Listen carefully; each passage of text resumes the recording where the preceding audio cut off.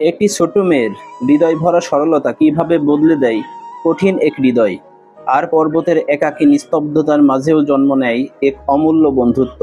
এই গল্প হৃদয়ে নাড়া দেবে আপনাকেও। সিনেমাটির নাম হাইডি। এই হৃদয়স্পর্শী সিনেমাটি একটি এতিম মেয়ের সাহস, ভালোবাসা ও শুদ্ধতার গল্প, যা বদলে দেয় চারপাশের প্রতিটি সম্পর্ক। সিনেমাটি শুরু হয় একটি ছোট্ট এতিম মেয়ে হাইডিকে নিয়ে। সে অনেক বছর ধরে তার খালার সঙ্গে বসবাস করছিল, কিন্তু কিছু কারণে তার খালা আর হাইডিকে রাখতে পারেন না। তাই খালা হাইডিকে পর্বতে নিয়ে যান, সেখানে তার দাদু আলপো হাইয়ের বাড়িতে। শহরের মানুষজন আলপো হাইকে ভয় পায় এবং মনে করে তিনি একসময় কাউকে হত্যা করেছিলেন। কিন্তু হাইডির খালা এসব গুজবে কান দেন না এবং ভেবে দেখেন না যে আলপো হাইডির জন্য বিপজ্জনক হতে পারে কিনা। তিনি হাইডিকে সরাসরি দাদুর বাড়িতে নিয়ে যান। পাহাড়ে ওঠার সময় হাইডি তার শক্ত জামায় অস্বস্তি বোধ করে, তাই সে জামাটি খুলে ফেলে এবং প্রকৃতির মাঝে আনন্দ উপভোগ করতে শুরু করে। যখন তারা আলপো হাইয়ের বাড়িতে পৌঁছায়, তখন তিনি হাইডিকে রাখার বিষয়টি সরাসরি অস্বীকার করলেন। হাইডির খালা তখন ভান করেন যে তিনি হাইডিকে ফিরিয়ে নিয়ে যাবেন, কিন্তু গোপনে হাইডিকে রেখে পালিয়ে যান। আলপো হাই যখন দেখেন খালা চলে গেছে, তখন তিনি তাকে থামানোর চেষ্টা করেন, কিন্তু তিনি ব্যর্থ হন।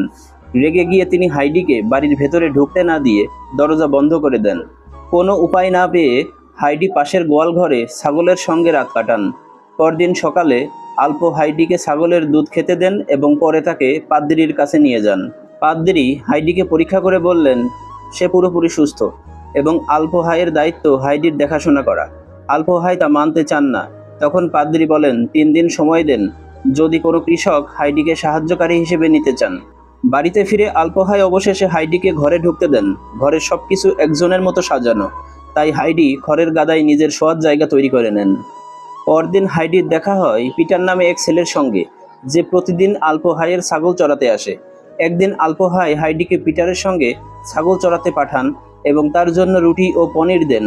হাইডি বাইরে গিয়ে খুব আনন্দ পায়। পিটার লুকিয়ে লুকিয়ে তার খাবারের কিছু অংশ খেয়ে ফেলে, আর যখন হাইডি তা বুঝতে পারে, পিটার ছাগলদের দোষ দেয়।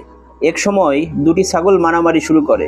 পিটার লাঠি দিয়ে তাদেরকে আলাদা করে দেয়, কিন্তু হাইডি তা পছন্দ করে না। সে পিটারকে প্রতিজ্ঞা করায় যে আর কখনো ছাগলদের সে মারবে না এবং প্রতিদিন তার সঙ্গে খাবার ভাগাভাগি করে খাবে। হাইডি যখন বাড়িতে ফিরে আসে, তখন সে আলপো হাইয়ের সঙ্গে একটু অদ্ভুত আচরণ করে।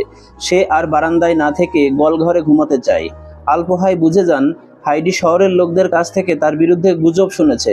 তিনি শান্তভাবে বলেন, অন্যদের কথা বিশ্বাস না করে নিজের মনকে জিজ্ঞাসা করো, তোমার দাদু কি সত্যিই এমন কিছু করতে পারে? সে কি মানুষ হত্যা করতে পারে? হাইডি তার কথা বিশ্বাস করে ও দাদুকে জড়িয়ে ধরে। এরপর সে আবার পিটারের সঙ্গে ছাগল চড়াতে যায়। আলপো হাই কাঠ দিয়ে কিছু তৈরি করতে শুরু করেন। সন্ধ্যায় হাইডি বাড়ি ফিরে দেখে ডাইনিং টেবিলে তার জন্য একটি চেয়ার রাখা আছে। আলপো হাই জানায় সে চায় হাইডি তার সঙ্গে থাকুক। হাইডি খুশিতে আত্মহারা হয়ে যায়।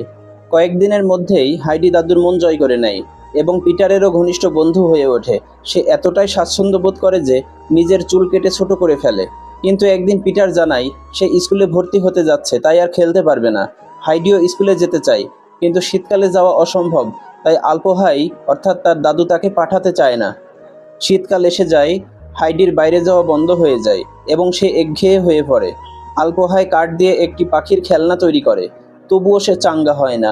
তখন তিনি একটি স্লেজ বানান এবং তাকে নিয়ে বরফের মধ্যে চড়াতে বের হন। এতে হাইডির মন ভালো হয়ে যায়। এরপর আলপো হাই তাকে পিটারের বাড়িতে পাঠান। হাইডি যখন পিটারের বাড়িতে যায়, তখন হাইডির সাথে পিটারের মা ও দাদির দেখা হয়। তাদের আর্থিক অবস্থা খারাপ, তবুও পিটারের মা তাকে শিক্ষিত করার চেষ্টা করছে। দিন শেষে হাইডি ফিরে এসে দাদুকে জড়িয়ে ধরে এবং নিজেকে ভাগ্যবতী মনে করে। এভাবে অনেক দিন চলে যায়। হঠাৎ একদিন তার খালা আবার ফিরে আসে। তিনি বলেন এখন তার একটি ভালো চাকরি আছে, তাই হাইডিকে নিতে এসেছেন। কিন্তু আলপো হাই বিশ্বাস করেন না। খালা ভান করেন যে তিনি চলে যাচ্ছেন, কিন্তু গোপনে তিনি হাইডিকে খুঁজতে বের হন। তিনি হাইডিকে পিটারের সঙ্গে খেলা করতে দেখেন এবং বলেন, তোমার দাদু চাই তুমি আমার সঙ্গে চলো। দাদুর নাম শুনে হাইডি বিশ্বাস করে এবং রাজি হয়। আলপো হাই বুঝতে পারে, শহরে গিয়ে তাকে খুঁজতে চেষ্টা করেন, কিন্তু ততক্ষণে অনেক দেরি হয়ে গেছে। খালা হাইডিকে ফ্রাঙ্কফুর্টের একটি বড় বাড়িতে নিয়ে যান। সেখানে হাইডিকে পরিচয় করানো হয়, কিন্তু গৃহপরিচারিকা তাকে দেখে অসন্তুষ্ট হন। হাইডিকে আনা হয়েছে ক্লারা নামে একটি মেয়ের সঙ্গী হিসেবে, যে হাঁটতে পারে না। ক্লারার সঙ্গে হাইডির বন্ধুত্ব গড়ে ওঠে। হাইডিকে তার দাদু বিদ্যালয়ে ভর্তি করেনি, তাই হাইডি পড়ালেখা পারে না। এটা জেনে সবাই অবাক হয়। ফ্রাইন নামের এক মহিলা হাইডিকে বের করে দিতে চায়। ক্লারার দাদি হাইডির সঙ্গে গল্প করেন এবং বলেন, নিজে চিন্তা করে সিদ্ধান্ত নিতে শিখো। হাইডি গল্প ভালোবাসে, তাই সে পড়াশোনায় মন দেয়। হঠাৎ একদিন সবাই লক্ষ্য করে হাইডি রাতে ঘুমিয়ে হেঁটে বেড়ায়। তার মন পড়ে আছে পাহাড়ে। ডাক্তার জানান হাইডি হোমসিক, তাকে বাড়িতে না পাঠালে তার শারীরিক ক্ষতি হতে পারে। অবশেষে সিদ্ধান্ত হয় হাইডিকে বাড়িতে পাঠানো হবে। হাইডি বিদায়ের সময় ক্লারাকে প্রতিশ্রুতি দেয় আবার দেখা হবে। সে একটি কাঠের পাখিও দিয়ে যায়। হাইডি ফিরে আসে তার দাদুর কাছে। এবার আলপো ভাই হাইডিকে স্কুলে পাঠান। শীতে তারা শহরে চলে আসে। হাইডির জীবন স্বাভাবিক হয়, কিন্তু সে ক্লারাকে মিস করে। একদিন ক্লারার দাদি ক্লারাকে হাইডির বাড়িতে নিয়ে আসেন। তারা আবার একত্র হয়।